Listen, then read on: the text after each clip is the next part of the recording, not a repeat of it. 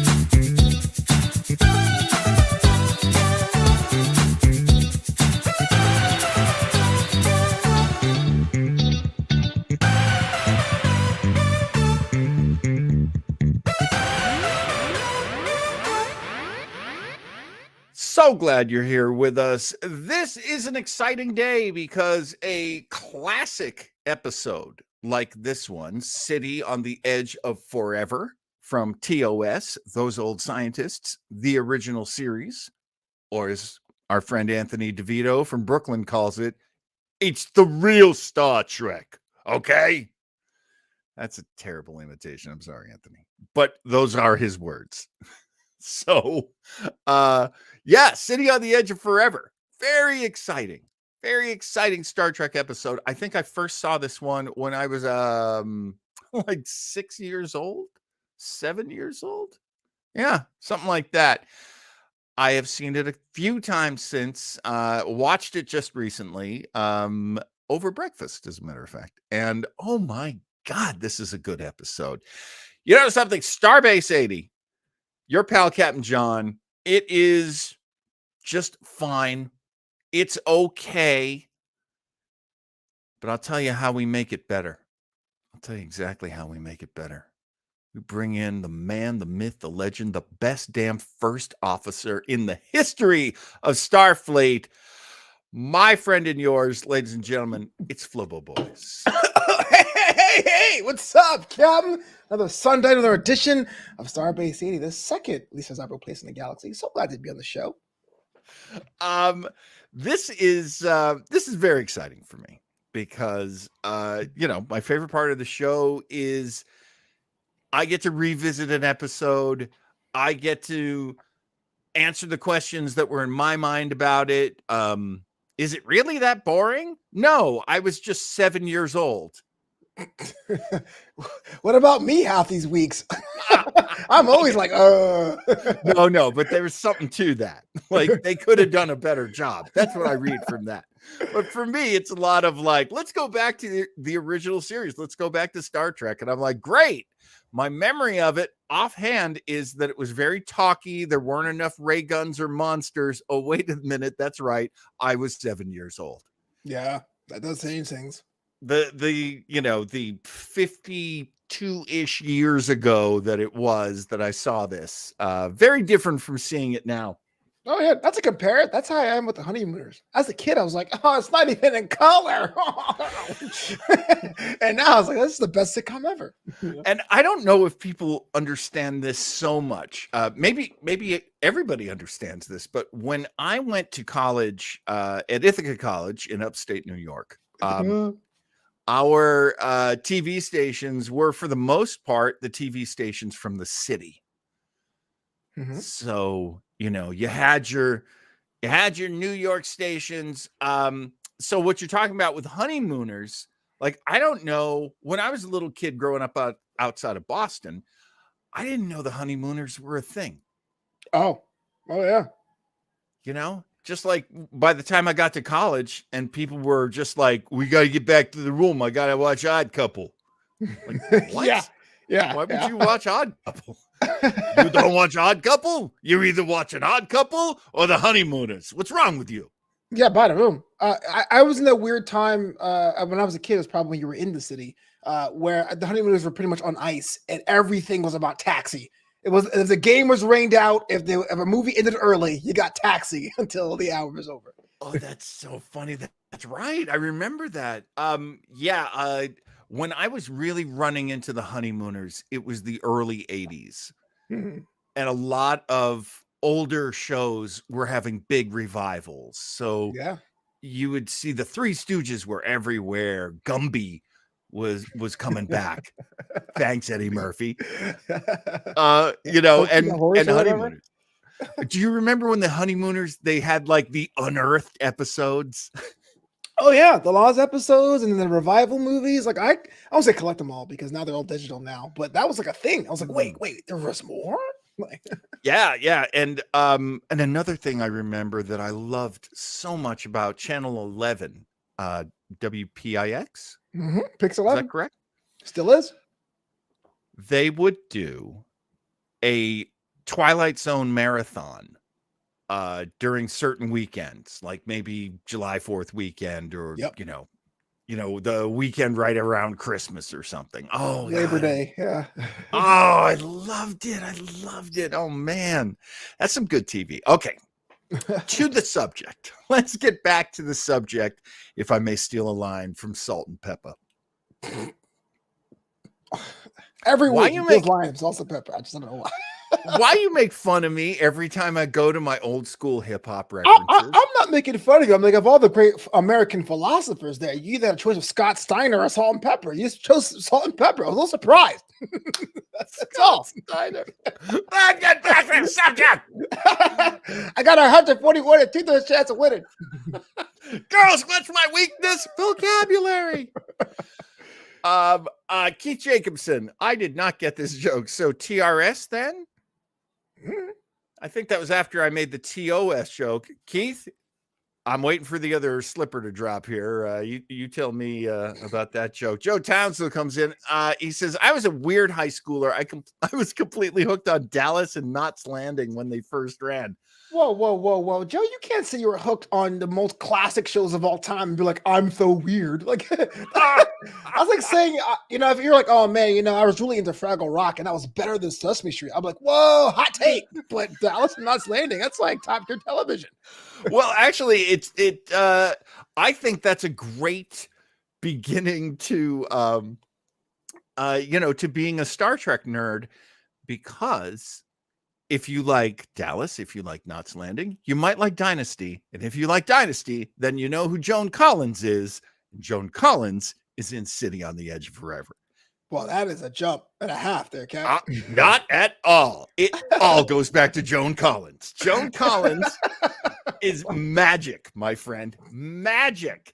Keith Jacobson explains TRS, the real Star Trek. Yes, good point. TRS 80 says, Chris Pitcher, why you Wayada?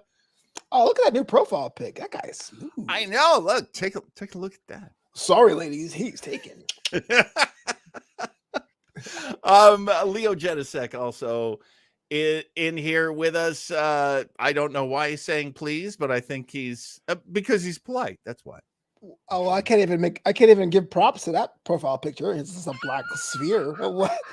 Leo, you change this every week and you just gave up? What's going on? Oh, no. That's part of the protest of the Supreme Court. It's black. I didn't know it was black.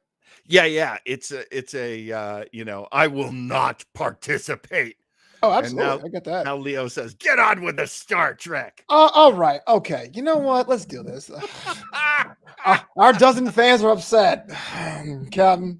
I am so tempted right now to just absolutely punt this episode just to piss off Genesis. There was a thing and then a thing and a thing. Anyway, what'd you think? Anyway, the best thing about Joan Collins was. I'm This sorry, episode- Leo. He told me to wake up. I didn't know every single thing to do online. Okay, I called my congressman already. I did my part. Jeez. I can't believe Genesec is saying "wake up" to Flobo, which is like he's telling you to be woke. Yeah, What is man. up with that? I one day wish to be as woke as an old white man. I'm sorry. I'm trying. Okay. I'm trying. Oh my god. Oh my god. Okay, hang on. Sorry. All right, let's do the show for you. Let's do this. Let's do this. All right. So, John, when you're editing the audio later, start here.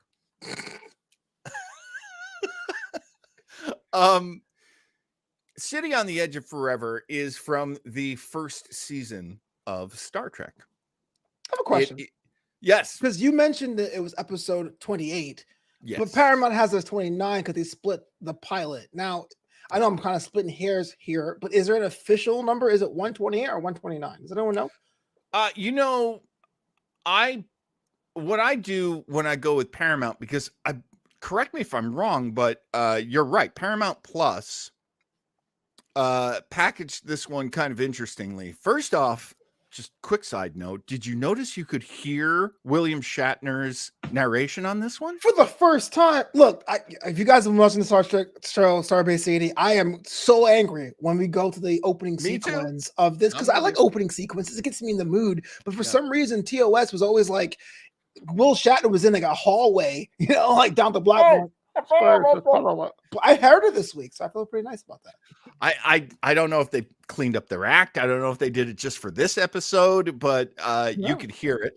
That was great. It's also listed as episode 30, but that's because they have included the cage and menagerie, sure, and made them 2-parters, which of course menagerie was.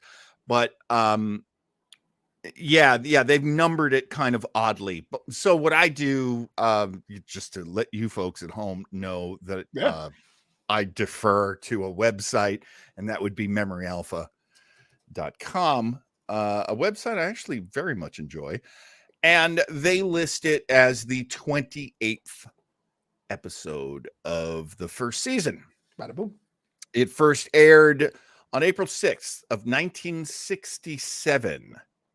Interesting for many reasons that we will discuss later.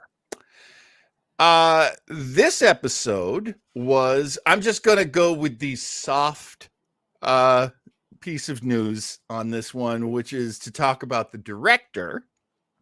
And of course, the director on this one is Joe Pevney. Why is that important? This was for Star Trek, especially Gene Roddenberry's first rather successful first season. Mm-hmm.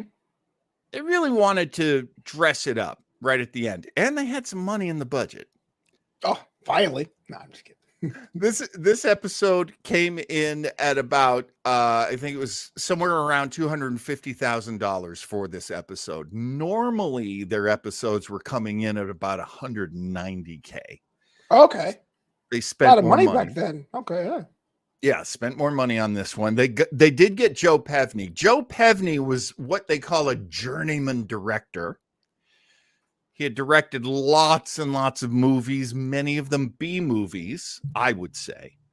But some of them very interesting. Three Ring Circus for Martin and Lewis. Not a great movie, but it's a Martin Lewis movie, so I've seen it and I like it. Tammy and the Bachelor. Do you remember ever hearing about that one? No, that does sound like a B movie, though. It's a Leslie Nielsen movie, but more importantly, it's a Debbie Reynolds movie. Is it a comedy? Yeah. It's very, very cute. There used to be this sort of like, oh, that rascally young person used to be movies like that. So, there were, I think, 4 Tammy movies. That was the first one. Anyway, he also directed Man of a Thousand Faces, where James Cagney plays Lon Chaney. James Cagney, the guy from White Heat, right? Can't take your life, copper. Okay, gotcha. Yeah, see? I'm a man of a thousand faces, see? I have to be careful because I'm actually doing Edward G. Robinson.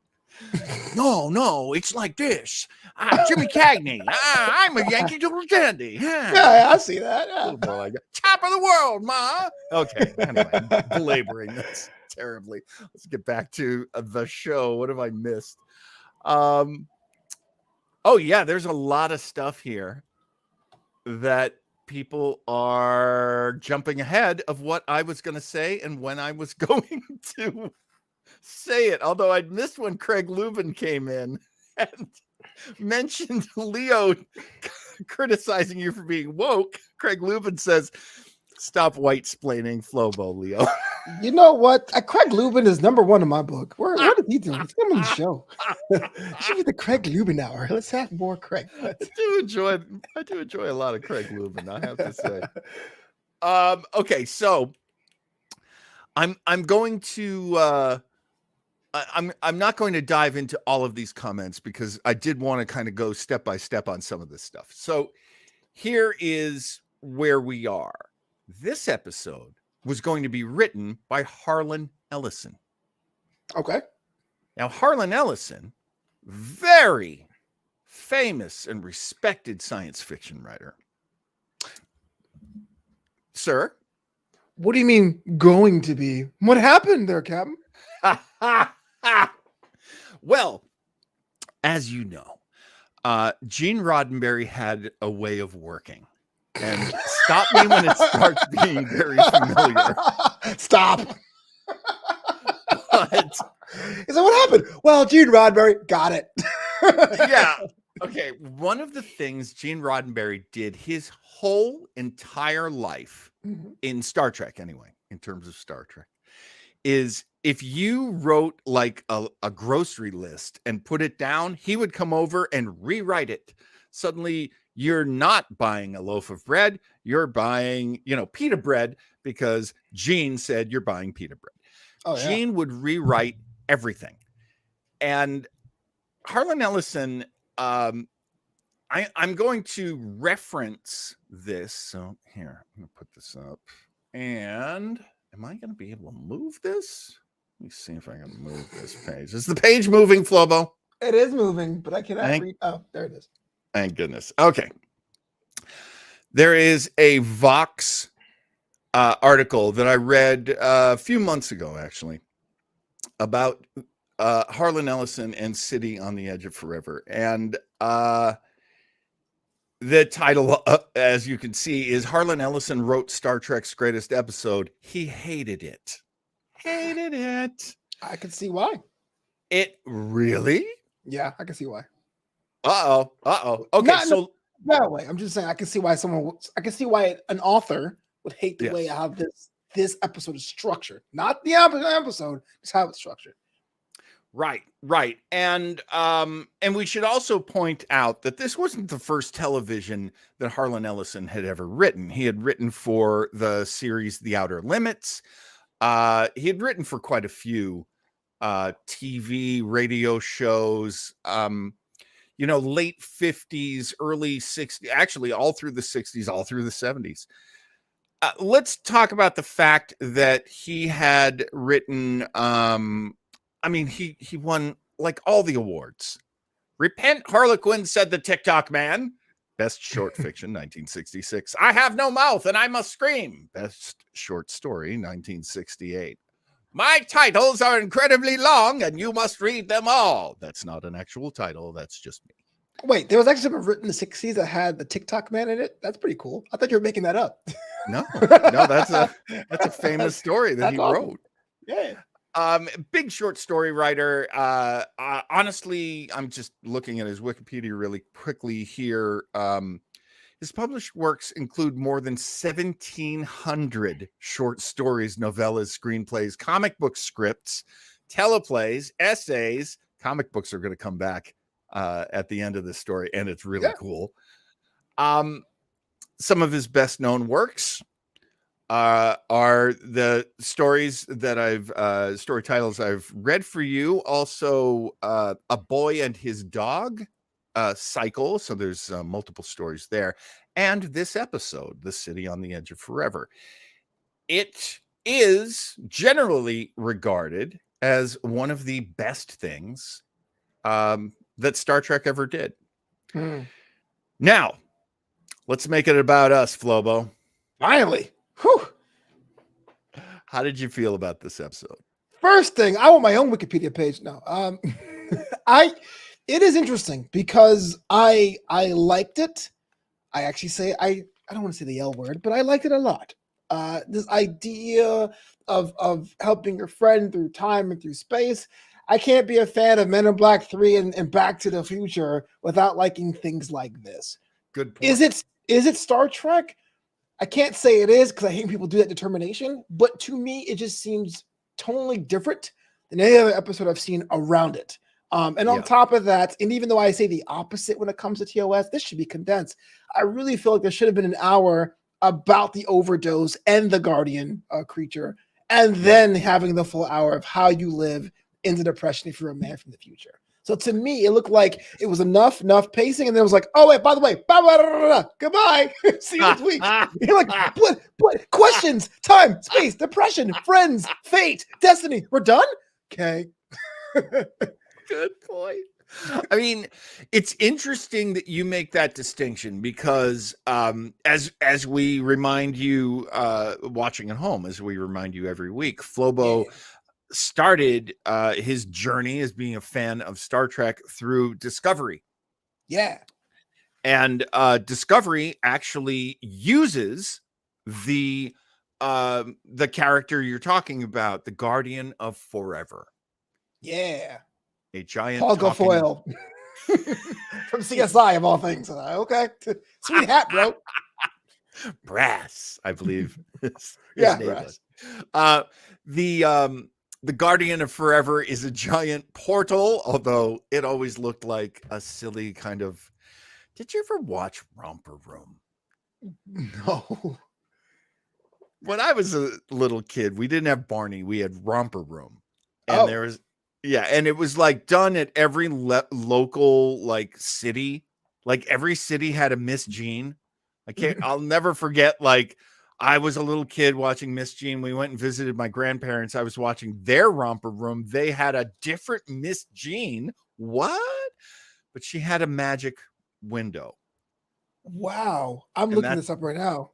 That's what Guardian of Forever reminds me of. I was going to say like an open geode, but this is way more disturbing. Is that a clown in a jack in a box? Sweet. You know, the best thing about Romper Room was the Romper Stompers. You're just making things up now. No, man, you got to look those up. There are these plastic cups, and they had like strings on them, and you'd put your feet on top of the cups, and you'd walk around on them. All right, Captain, let's get you to bed. All right, Grandpa Captain. We had our own fun with the cups. It was a great time. Oh man. Okay, so I have to read all of these out of order comments to see if there are any I can put up there. Oh, I didn't know about that. Craig Lubin says. Craig Lubin. WPIX also played another uncredited Harlan Ellison classic, Starlost. Starlost. Is that from the 70s? Oh, I have to look that up. Craig never lies. No, he does not. And we do have to take into consideration that whenever somebody's writing the show, you are going to have to go through a lot of gatekeepers. That's just how TV works. Yeah. That's how budgets are brought down. That's how the script actually makes it to the screen. True.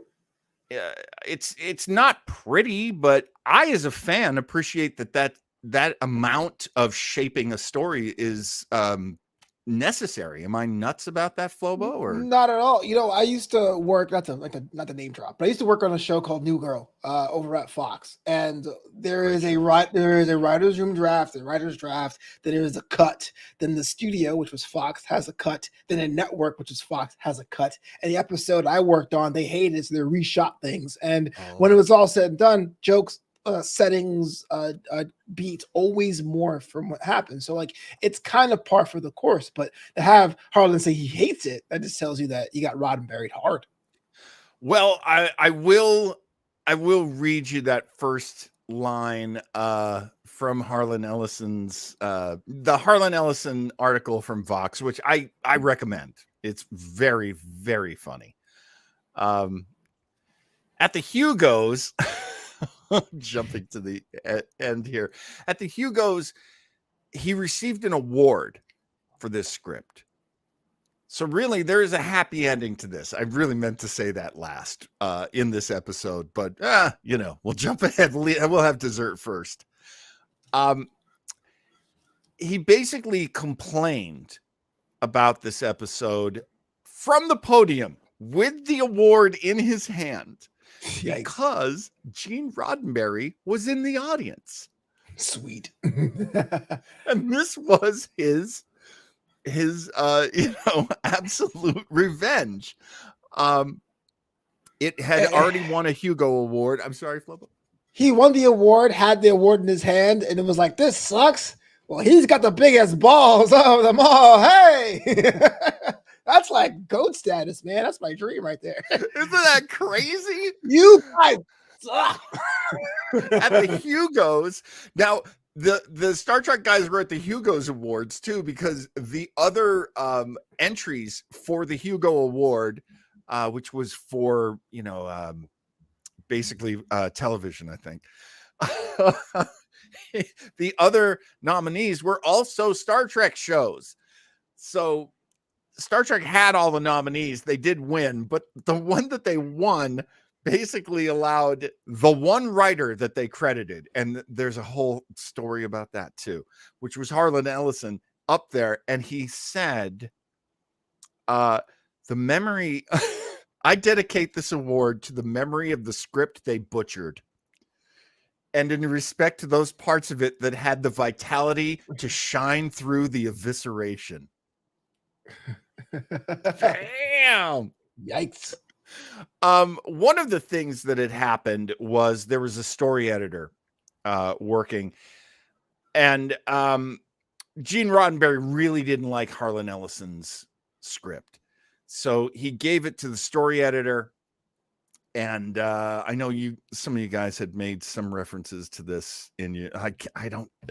Okay, hang on. Let me just read comments. Hey, Craig Robinson's here. I'm so happy. Oi, Craig. Here in Duckburg. What did Craig Ellison also has a great story about Shatner. SP question mark? I don't think that's an SP. Reading his script so Bill could line count and make sure he had more lines than Nimoy. Surprising. Yeah. Knowing context clues, I think Shatner was intentional. I have to go for it, which is weird because he's Canadian. I thought we all were Canadian guys, but apparently not that.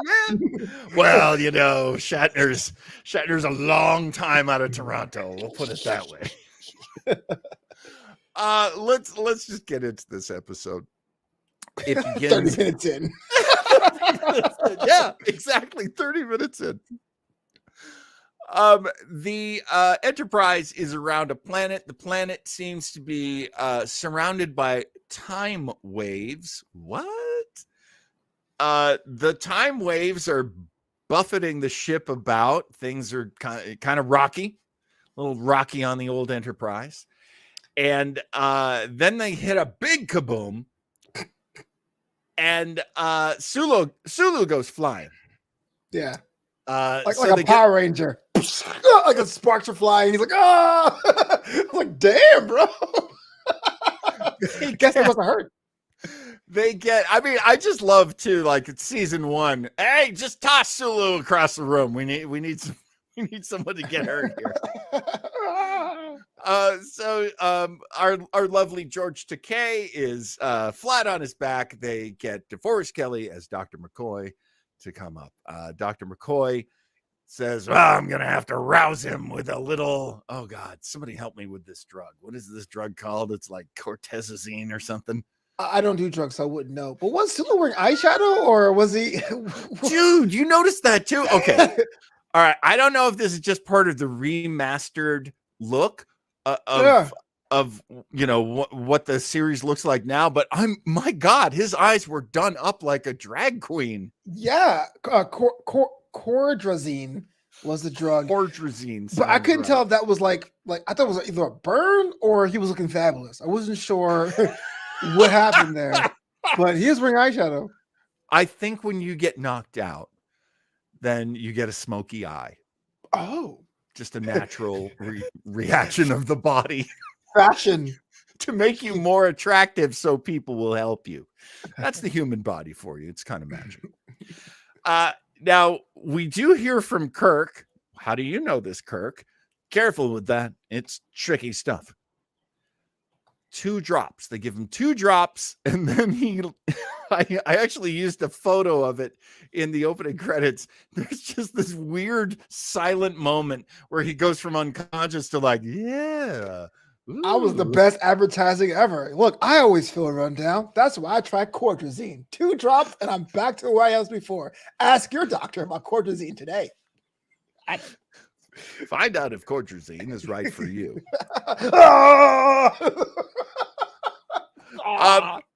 Now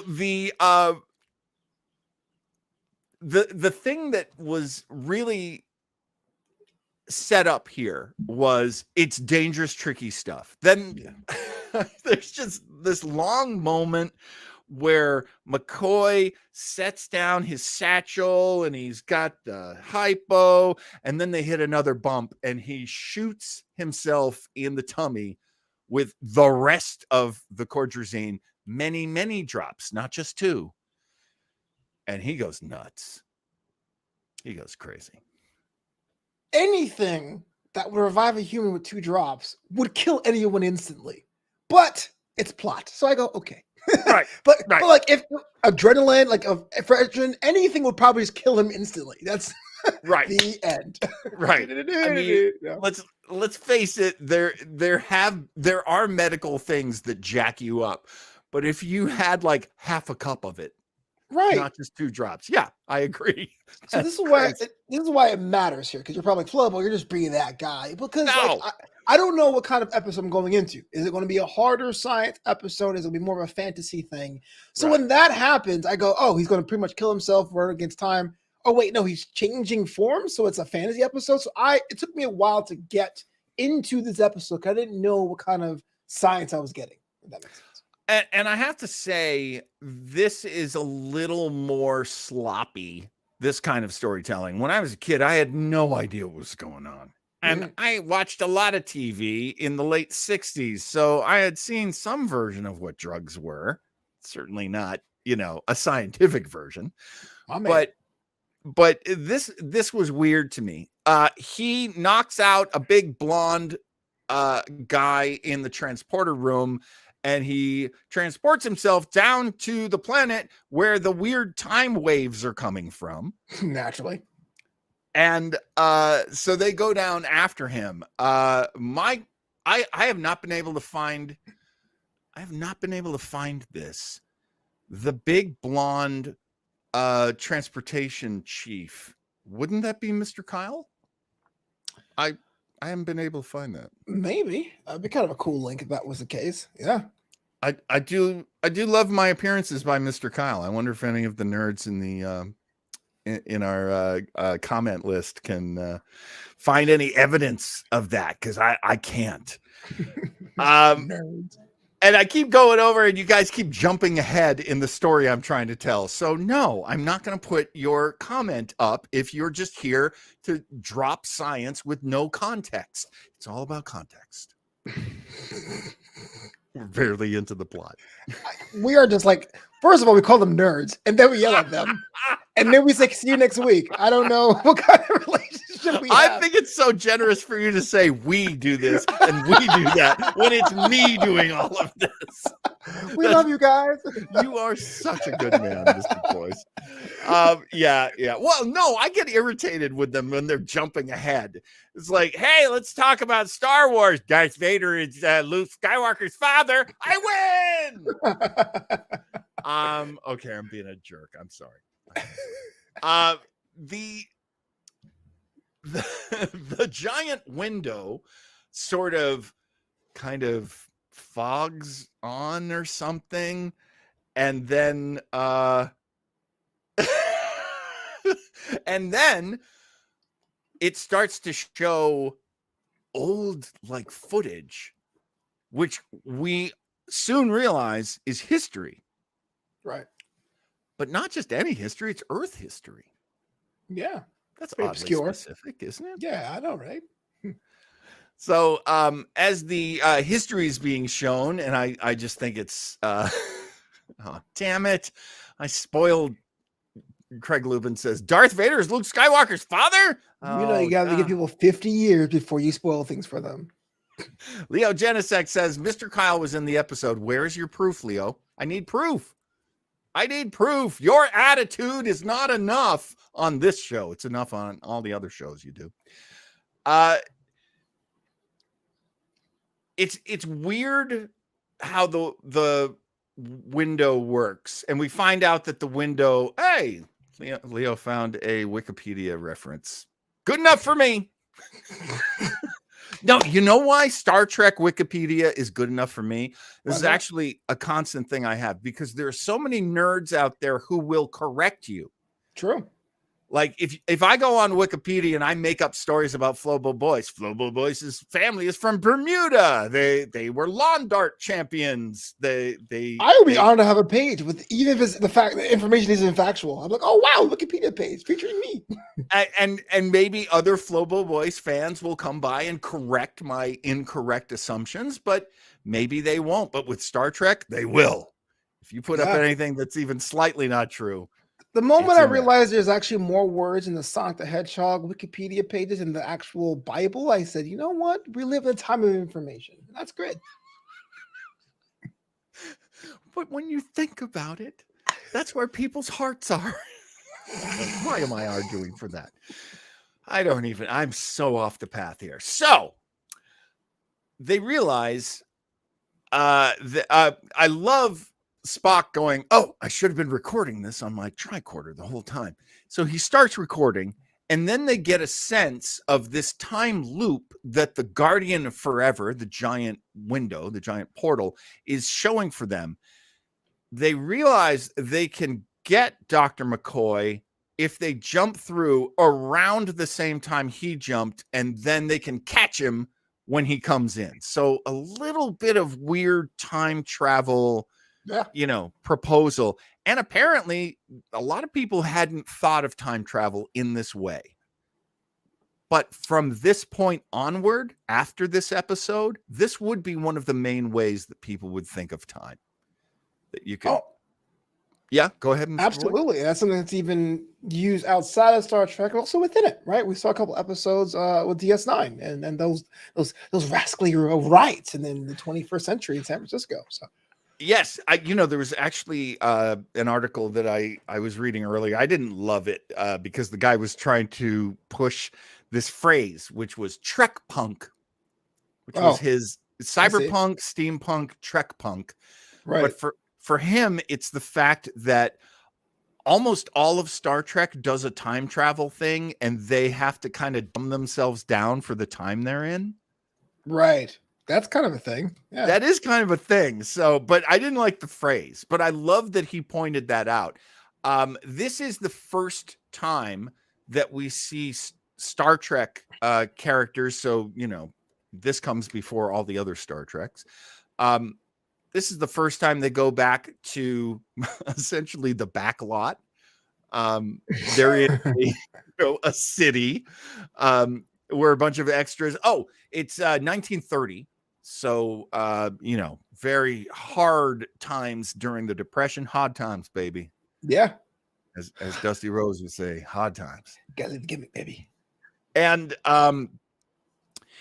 when they go back, they realize, well, they didn't prepare to go back. Right. I left out the most important part. After Dr. McCoy jumps through, suddenly the Enterprise is gone. Everybody's uniforms are still there. They're still there on the planet, but no more Enterprise. He did something that ruined the timeline. Right.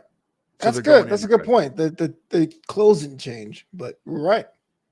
I mean, they go to call the ship. Now, okay, they're right next to the Guardian of Forever, so sure, I can say that, yeah, he's got some powers where he sort of, holds them in this bubble and they'll be fine. He also knows what their problem is, the Guardian, so he is helping them as much as the Guardian will help you. Like an escape room. Have you tried the lock over there? Thanks. Thank you. When we get Kirk and Spock going back in time, they were not prepared. They start stealing clothes and running from the cops. They knock out context there. You give it like, oh wow, the 30s. It wasn't a crime spree. They were trying to get their bearings. I mean, they didn't have any stuff with them. They didn't have which is weird because McCoy had his phaser. I guess they had the tricorder. They had a couple of things. But they need to kind of create more electronics. I don't know. I kind of got lost. Right. So they're doing everything. They get jobs. Something I really noticed about the way, and again, this is not really like compare Star Trek to everything else, but in TV shows of that time, even up to like the 90s, they'd always give you the main drag of Main Street and have everyone walking around aimlessly to make you feel like you're in that time period. But I feel like we switch now. Like now when someone goes back in time, it always like cuts to someone like pouring coffee in a diner and it kind of goes back out that way. I thought it was kind of interesting. So for the first like 20 minutes, you're like, okay, yeah, we're in the 30s. All right, we get it. This seems kind of hollow, maybe because it is a back lot, but yeah. No, it's funny because I remember there would be a lot of Westerns that were made around that time, and they would always be like ghost towns. Mm-hmm. And I think there's one simple reason why. Budget kept them from hiring enough extras and enough cars to make it look properly, heavily populated. This is New York City that they're going to. And but yeah, no, I hear what you're saying. I wonder if that's like the old kind of filmmakers' way of doing things, because let's remember, this director is a very old-timey film director, where you go from wide shot, you always establish with a big wide shot. Yeah. And especially in the 50s, you would, because you had like Panavision and stuff, you would establish with like one of the widest shots you could come up with. The city! It's big, bold, and beautiful. Now let's go to this corner. Right. Two people on it. Right. There really isn't a whole lot of story here at this point, except for the fact that our boys, Kirk and Spock, meet Edith Keeler. Edith Keeler, played by Joan Collins. What did you know about Joan Collins? Absolutely nothing. Or at least I didn't connect Joan Collins in this to anything else. But what I did connect is every 1950s or 60s camera trick in the book. How soft can these lenses be? How much Vaseline can we put on the camera? Why is everything slow and music playing when she's walking in the room? I need answers. They did weird tracking shots, weird close-ups. They had it all. It was, I mean, they really did shoot the works in this one. And that's kind of cool. I'm totally with that.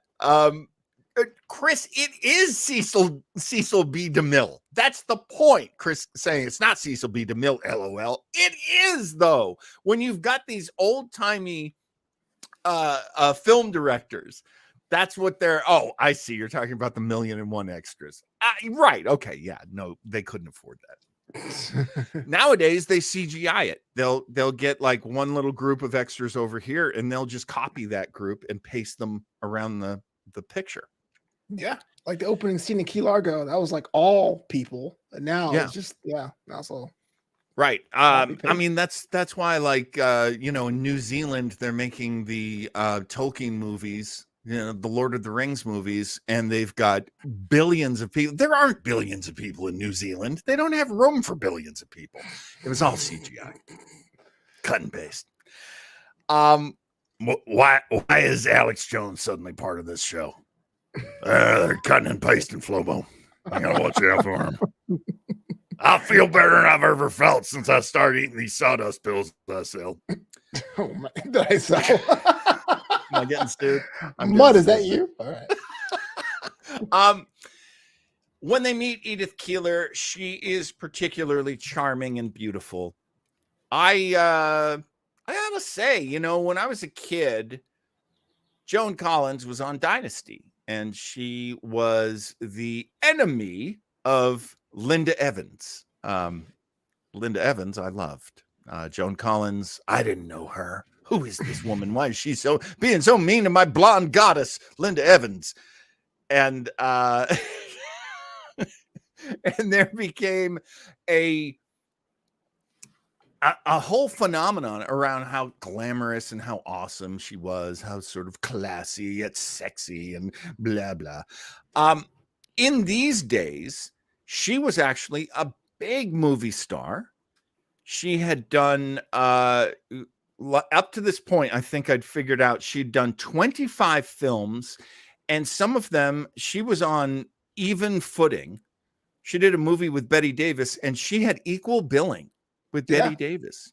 Now, granted, that's Betty Davis on the way down, Joan Collins on the way up, but still. Yeah.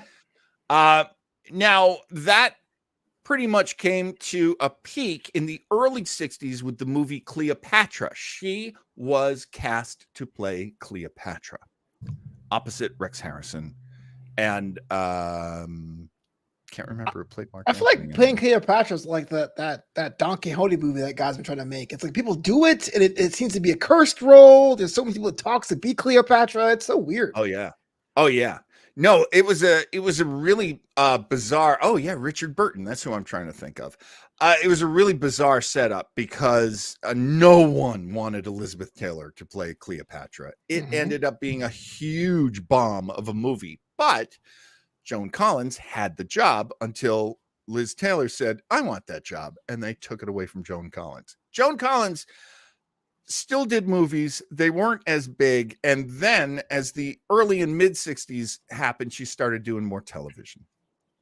Can I just say real quick that it was growing up, it was really weird when people used to tell me, like my dad's generation, tell me how much of a sex symbol Liz Taylor was because she was the White Diamonds lady at that point. But going back to old footage, you're like, damn, I get it, bro. Like, I've been collecting marriages, but what's up? You know, the interesting thing, okay, this for me is always a personal joke moment because thanks to the internet and some people saying there was a discussion on the internet. I wish I could remember what, maybe it was just a Facebook post that I was reading, but somebody said, I don't think Elizabeth Taylor had purple eyes. She did. She had lavender eyes. It made me so mad when I read that. I got so mad at this guy. I was furious. I wrote this huge scathing, like, just because you don't think someone can have violet colored eyes doesn't mean they can't have violet colored eyes. She was famous for it. There are thousands of pictures of her with her violet color. And then I realized, you know, I'm not 100% straight. Something a little bit gay about me. Then you realized? And then oh.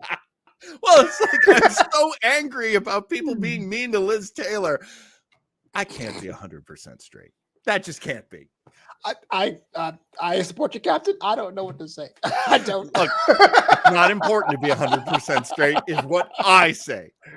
And don't talk crap about Elizabeth Taylor. That woman went through things you could never survive. That's true. That's true. Right. So anyway, Star Trek. Joan Collins had a tough job in this one. And she's done TV at this point. So this is 1967 or 66 maybe that she shot this. She has done some TV. As a matter of fact, earlier in the year when she shot this one, she shot an episode of Batman where she played the Siren. Do you remember that? I don't remember the Siren. My TV pals. That's 66. She'd also played 66 or 67. I think it was that season. Oh Um, yeah. and the year before, so 65 to 66, she had done Man from Uncle. So she did genre.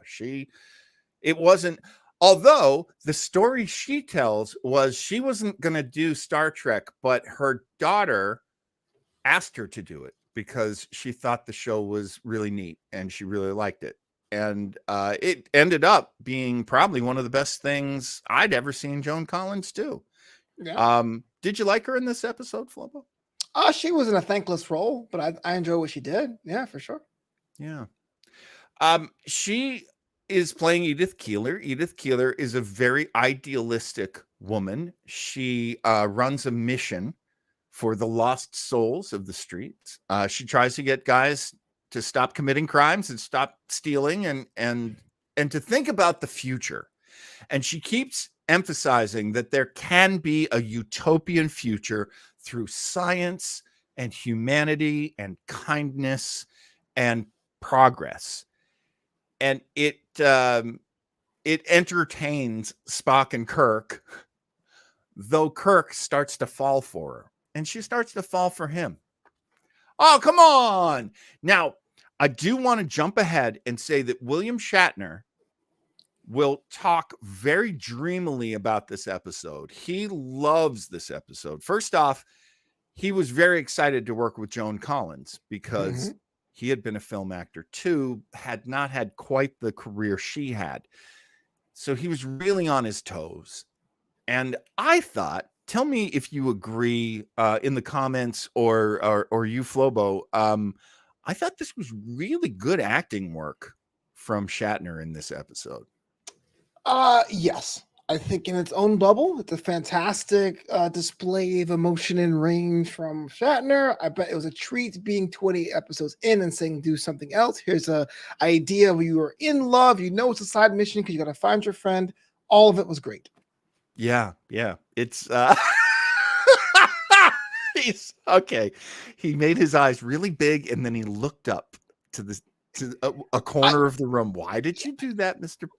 You know, one of my favorite, and people say I'm lying, but one of my favorite James Bond movies was On Her Majesty's Secret Service. And the reason why that George Lazenby does not get the appeal and the love that most other Bonds get is because Bond falls in love and gets married. Spoiler alert, sorry, Craig. And at the wedding night, she dies. And I think Joe Townsend mentioned this in the comments. Kirk goes through all the emotion of potentially, no, he does lose the love of his life. He literally says, I'm in love with her. And then literally the next week, he goes, wow, space chicks. Bang, bang, bang, bang, bang. I am not saying things need to be serialized. This is what I'm talking about. You packed an entire relationship into 15 minutes and they have to just discard it. So all that work was for naught? You know, it's funny because it's very revisionist history. But the way Shatner talks about it, he says this was one of the biggest loves. This was probably the big love of James Kirk's life. I don't know because he's had a few. Yeah, but to say. But allegedly, this is I personally, I think that's Shatner looking back on it, knowing this was such a good episode. He was such a big part of it. Of course, he wants this one to be considered, one of the best episodes of Trek ever. Let's jump to the rest of the story. Deep cut. They do not know when McCoy shows up. McCoy shows up in the middle of, actually, I think early morning while it's still dark.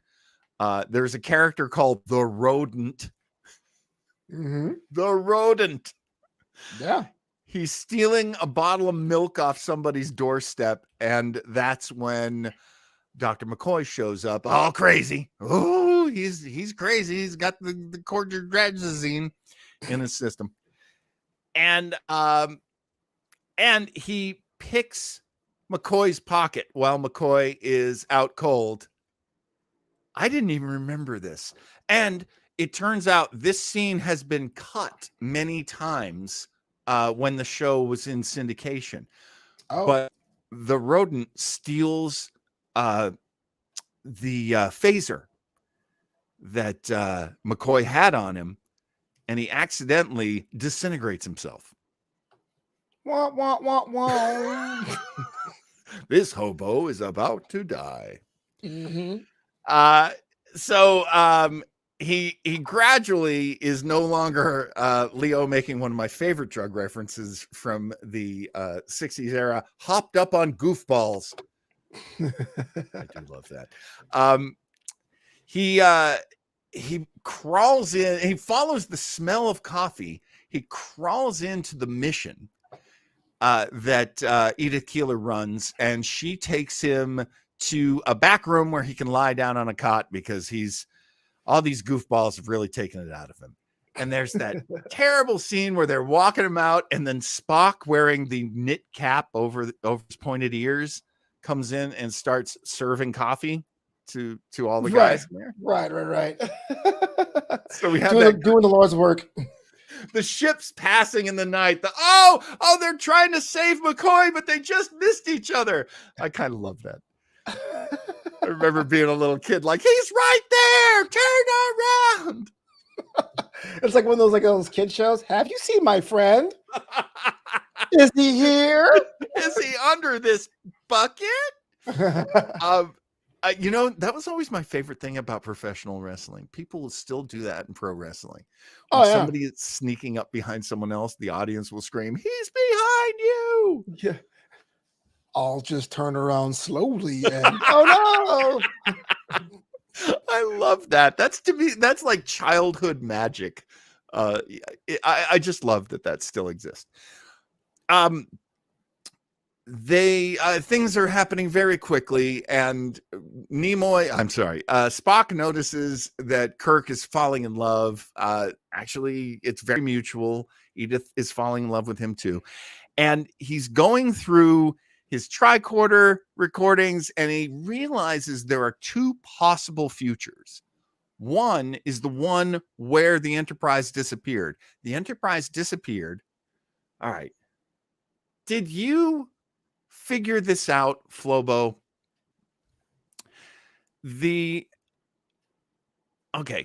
If Edith Keeler gets her way, the United States will not get into World War II as soon as they did, which, if you ask anybody in Europe, was not soon enough. Right. And help us out. We are neutral. Really, help us out. Nope, not today. The guys on planes. The guys in charge of our industry say we probably shouldn't. I wonder if them being anti-Semites has anything to do with it. So that possible future then means that World War II will be lost, and that the Axis powers will win, and Man in the High Castle and all of that. Sure. Or the other direction, Edith Keeler dies. If Edith Keeler dies and he finds an article from the newspaper that says she dies in a traffic accident, and it's soon, if she dies, then everything will go back to normal. Right. And they have that conversation, and we're pretty sure that Kirk understands, but not entirely sure that he's going to let it happen. Correct.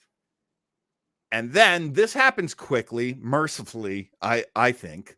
We get to the scene where they're crossing the street. So Kirk and Edith Keeler, and they almost get hit by a car, but they don't. And they get to the other side of the street, and then they see McCoy. And then Kirk runs back across the street to McCoy, and they're like hugging and stuff. And then Edith Keeler's sauntering across the street, gets hit by a truck. She's dead. What McCoy sees is that Kirk does not save her. And there's that moment that I remember from childhood. Good God, man, do you know what you've done? And Kirk is like super emo sad. Remember, Toronto's greatest Hamlet. Ooh. Canada's greatest Hamlet. That's There was a William ranking. Shatner. He's on top. It's like the blue ribbon for Pabst. And then Leonard Nimoy as Spock says, he understands, Doctor. He knows. I think it's he knows. Do you know what you've done? He knows, Doctor. He knows. Forget it, McCoy at Chinatown. Whatever. Whatever. It came before Chinatown. Roman Polanski might have stolen that.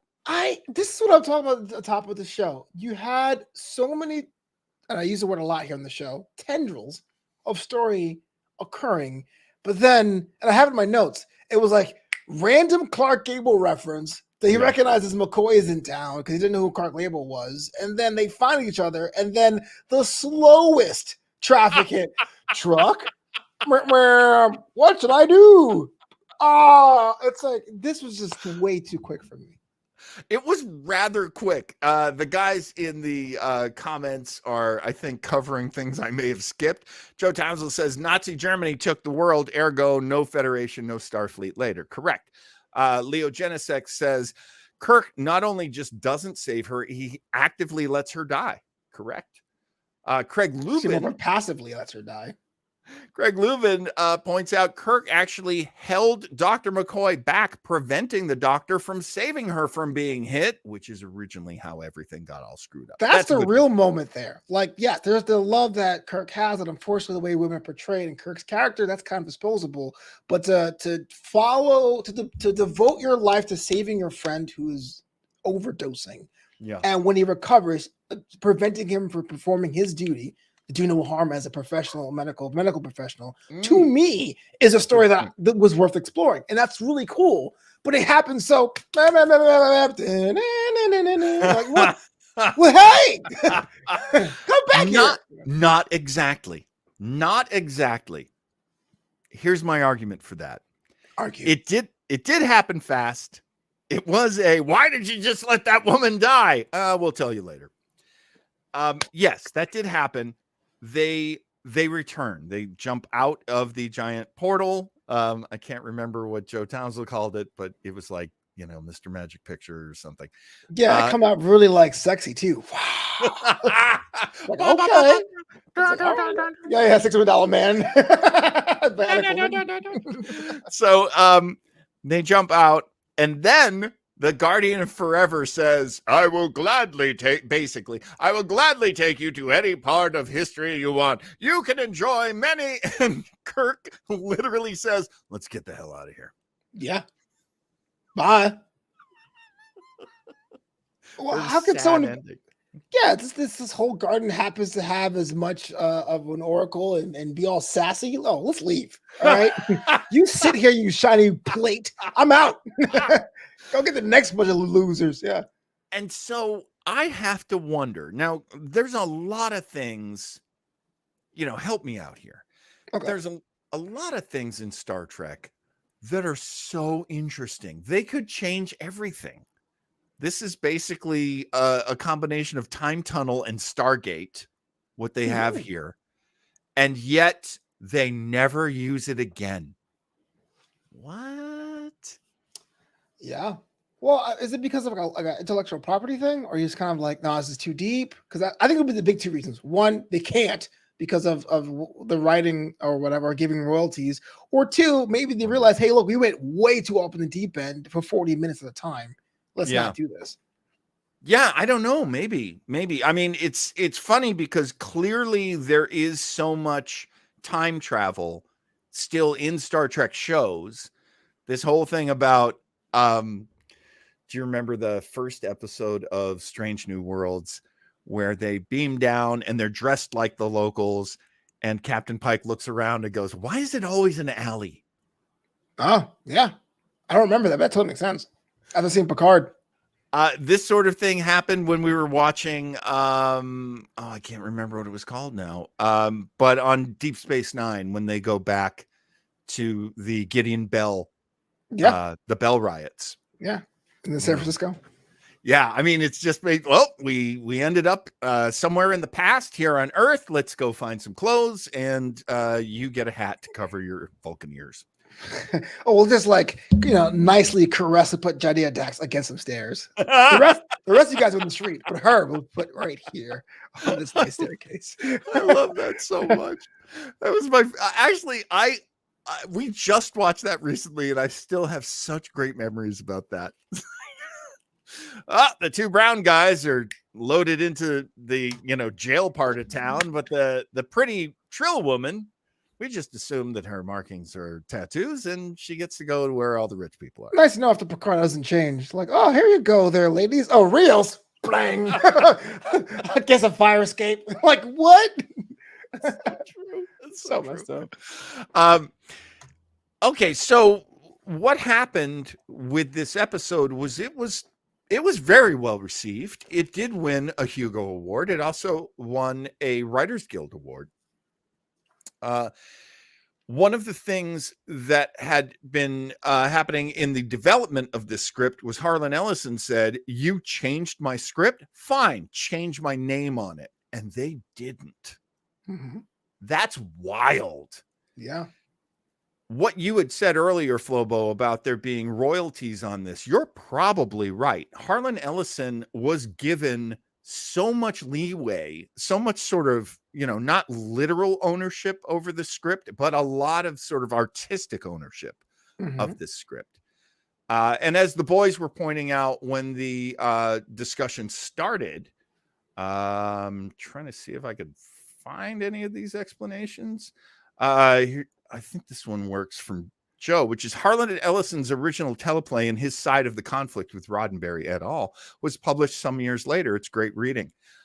Yes, very popular book when he actually published his own script of it. I think Leo had pointed out that, or I think a few of you guys had pointed it out, that the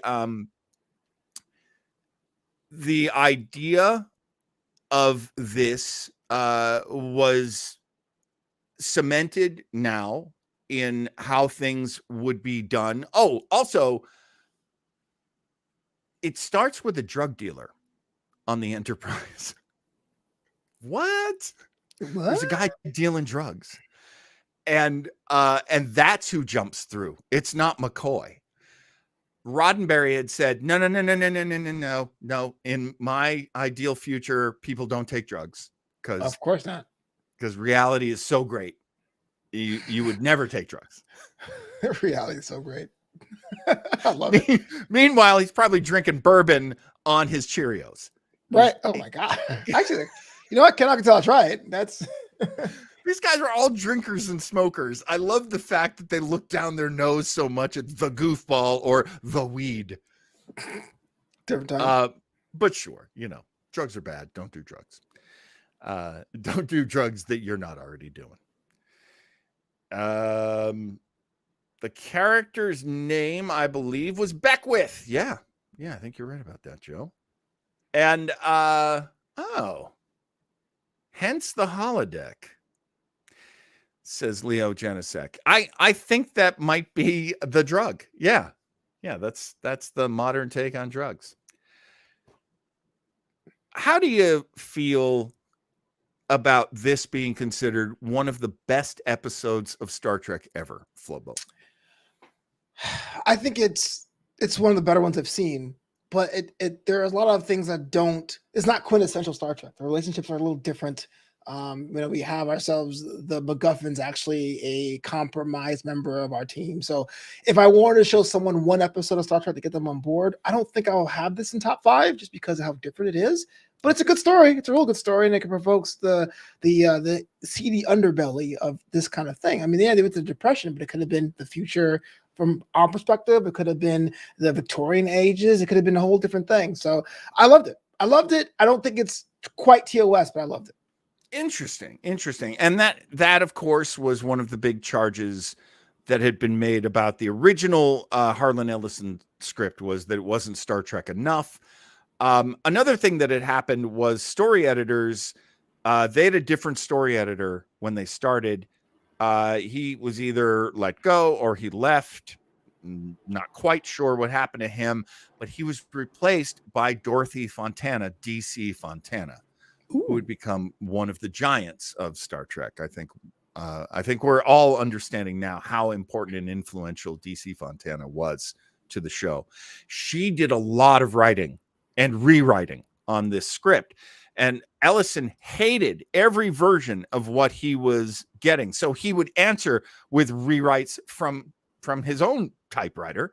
And then DC Fontana ended up being the person in between them. Ah. And Harlan Ellison has gone on record saying he actually really liked DC Fontana's writing.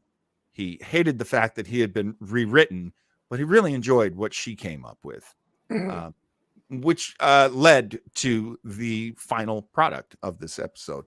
For Ellison, it wasn't so much that he hated the episode, he hated what was done to his work. Absolutely. I can respect that. And I think we can all kind of feel that way. You know, we're all artists in our own way. We're all trying to make our own stuff. If somebody upstairs starts kicking stuff back that you don't like, even if it's stuff you do like, the fact that they changed it, that's what makes it so outrageous. Okay, so on a top 5, you probably wouldn't put it on there, huh? Well, again, it's not because it's a good sci-fi story. Like if it was an Amazing Tales or an Alan Moore compendium, which is kind of odd to say, why would I pick another author? You get the idea. I'm on board. But as a Star Trek show, because there's 2 jumps in logic, right? Why would McCoy go down to the planet? Right? If he's drugged, why would he do that? And so we have to take that on the table. And then this whole story about the love story is just so rushed in the back end. There's the issue I have. But ultimately, the interplay between Bones and Spock is not there. Kirk in a sense of adventure and seeing these alien races and fighting them isn't there. It's not quintessential Star Trek in the TOS vein, but it's not a bad story. I'm not going to be like, oh, I hate it. It's just kind of like, it's different. It's own way. Yeah. It's like Trader Joe's, man. They make things their own way, whether you like it or hate it. It's Trader Joe's, baby. That is such a good point. Yeah. Like, I'll buy Trader Joe's cookies. They're not like anyone else's cookies, but they're still pretty good. They're still pretty good. I will pass on Trader Joe's water. They can't do water right, but everything else is great. Oh, I'm sorry. I hit the wrong one. Craig Lubin does point out in the original script, not only was it a drug dealer, but the reason why they were on the planet was they were going to execute him. Not sure if that's also Star Trek, but it makes more sense logically why someone would leave, right? I am a criminal. Bye. Not I am on drugs. Bye. I mean, Chris Pitcher points out he assassins, killers. He thinks people are out to get him. But I mean, he manages to transport himself. Pitcher, if you believe that, I got a bridge to sell you in Brooklyn. Bada boom. Right. I'm just saying. No, I know you're saying. Okay. All right. Well, I think we've gotten as much milk out of this cow as she's going to give. And that ain't a bad thing. That's a good thing. Yeah. Next week. Oh yeah, next week. What did I do with my calendar? I kept a calendar and then I lost it. Why would you do that, Sean?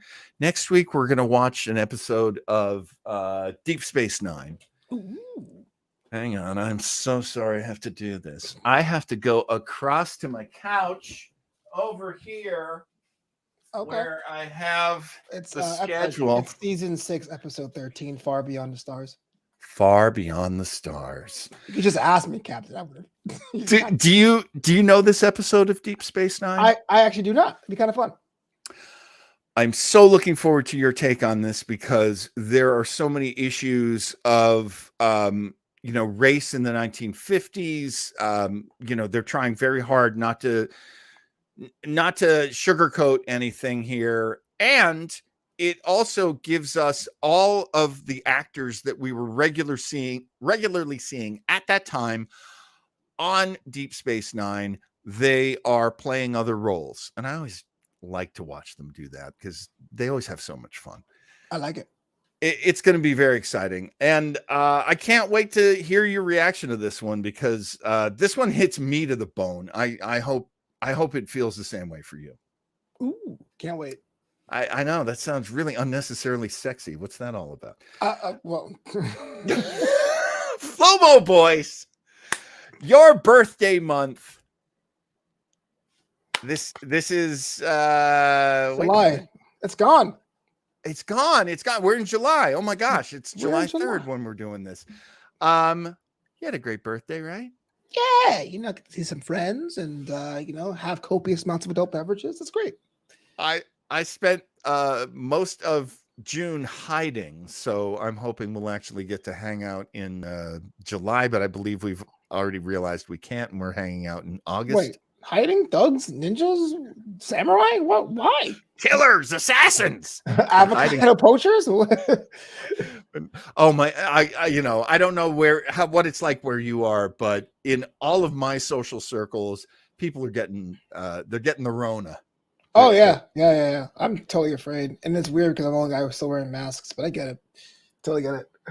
I'll wear a mask everywhere still. I don't care what people think. It is kind of weird out there, folks. So let's try to stay healthy if we can. Joe Townsend says, "Far beyond the stars!" ! I have a Townsend tidbit on this one related to SNW, Strange New Worlds. Fantastic. That Townsend tidbit. Can't wait to hear it next week. And hey, I want to thank everybody for being here. Flobo, how can people follow you? And even better, let's be really direct about this. How can people join your Patreon? Yeah, well, I do have a Patreon. I have bonus content, interviews, show notes, and exclusive shows such as Flobo Tries, where I try things I'm discussing, and Flopito's Book Club. It's worth a skim. All that exclusively on patreon.com/FloboBoys. We call members of the boisterous crew. Stuff's happening all the time. Please join patreon.com/FloboBoys. As a birthday gift to Flobo, I became a member of the boisterous crew last year. And, honestly, it's a present to me. It's so much fun to see all that extra stuff. That is a QVC line. I respect the hell out of that damn thing. It pays for itself. It's more expensive than not being a member. The other thing that I love is that Commander's Log has been so much fun doing it with you on Thursdays, and that would be 4 p.m. here on the West Coast and 7 p.m. on the East Coast. Yeah, right before we go for a hiatus, the season finale of Strange New Worlds, Joe Townsend will be in the studio virtually. So come out for that virtually for Thursday, 4 p.m. Pacific. It's going to be so much fun. Please join us. And that'll do it for this week. You can follow us on the old Facebook. It's got the Starbase 80 page. You can go over to Weber Internet Thingy on YouTube. That's where I put all of my stuff up, no matter what it's for. And you can follow us on Twitter at Starbase 80.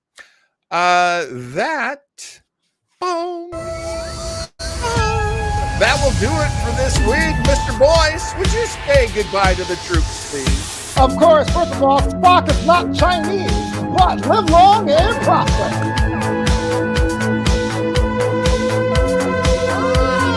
God, you look